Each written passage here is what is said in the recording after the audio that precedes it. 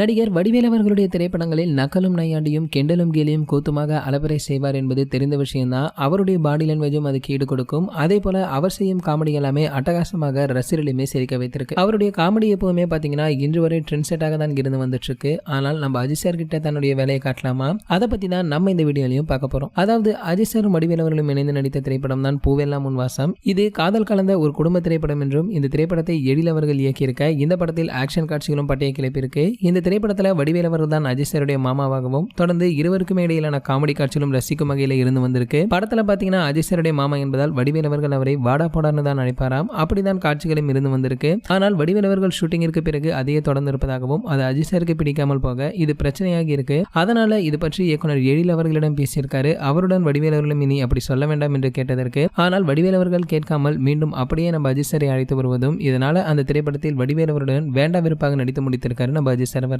அதன் பிறகு அவர் கூட எந்த படத்திலுமே இருந்து நடிக்கவே இல்லை என்பதும் குறிப்பிடத்தக்கது. மேலும் அப்படி நடந்ததை எண்ணி வடிவேலு அவர்கள் பலமுறை வருத்தப்பட்டதாகவும் அஜித் சாரிடம் அதன் பிறகு மன்னிப்பு கேட்டு நம்ம அஜித் சாரும் மனம் இறங்கவில்லையா. சரி, ஓகே, இது போன்ற சினிமா பிரபலங்களை பற்றி நீங்க உடனே தெரிஞ்சுக்க நம்மளுடைய சினிமா கொட்டையான நம்ம சேனலை சப்ஸ்கிரைப் பண்ணிக்கங்க. பக்கத்தில் உள்ள பெல் ஐகானை கிளிக் பண்ணிட்டீங்கன்னா நீங்க நம்ம வீடியோவை மிஸ் பண்ணாம பார்க்கலாம்.